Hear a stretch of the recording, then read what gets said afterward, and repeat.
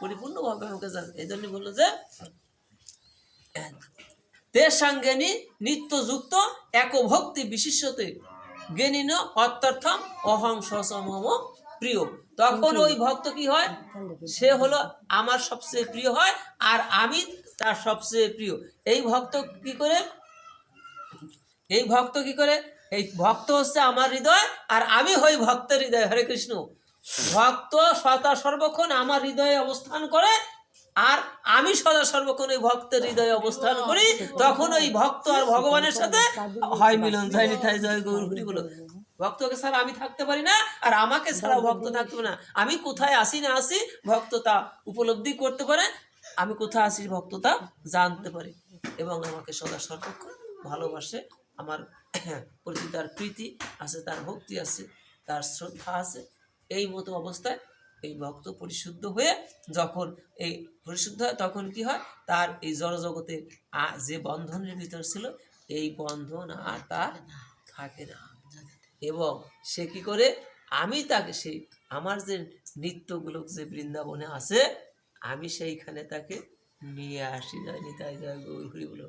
এই যে যে ভগবানের সেবার অধিকারটা চাই, এই অধিকার পাওয়ার জন্য এতগুলি কর্ম করতে হয়। এই যখন এই কর্মের ভিতরে থাকে আস্তে আস্তে এক সময় অন্তিম সময় কৃষ্ণ ভগবান বলল যে আমার যে নিত্যগুলো বৃন্দাবনে তোমাকে আমি নিয়ে এসে আমার সেবার পাশ শোধ করে নিব। জয় নিতাই, আমার চরণ সেবার পার্শ্ব।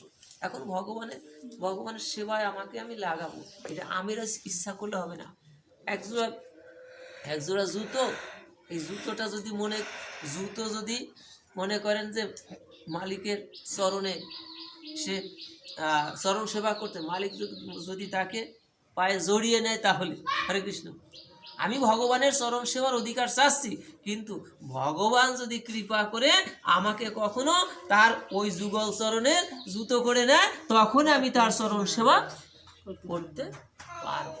এই জন্যই ভক্তের কামনা এই জড়জগতের কোনো কিছু কামনা করে না, একমাত্র সেই কামনাটাই করে যেটা আমরা তুলসী দেবীর কাছে ওইটা প্রার্থনা করি। প্রতিবার তুলসী আরতি করছি, বন্দনা করছি আর তুলসী দেবীর কাছে সেই ভজনের অধিকার চাচ্ছি, আমার সেবার অধিকার চাচ্ছি। এখন যখন কৃষ্ণ ভগবান তার সেবার অধিকারটা আমাকে দেবে যখন, তখনই আমি তার চরণ সেবার দাসী হতে পারব। এই হচ্ছে ভক্ত আর ভগবানের মিলন ক্ষেত্র। এই জন্যই আমরা ভজন জগতে এই লালসাটা নিয়ে যেন সবাই আগাতে পারি এবং অন্তিমে আমরা যেন গোবিন্দকে বিস্মরণ না হয়ে ভগবৎ চরণে সকলে স্থান পাই। জন্ম জন্মান্তরে আমাদের ভুল ভ্রান্তি সব কিছু অদর্শ দরিদ্র হয়ে কৃষ্ণ ভগবান যেন আমাদেরকে সব ক্ষমা সুন্দর দৃষ্টি দিয়ে তার চরণে আমাদের ঠাই দিয়ে অন্তিমে যেন তার চরণ সেবার অধিকারী করে দেয়। এই প্রার্থনায় গোবিন্দের কাছে রাখছি এবং যে গৃহে আসছি গৃহের মঙ্গল হোক, গৃহের মঙ্গল হোক এবং যারা এই পাঠের ব্যবস্থা করেছে সব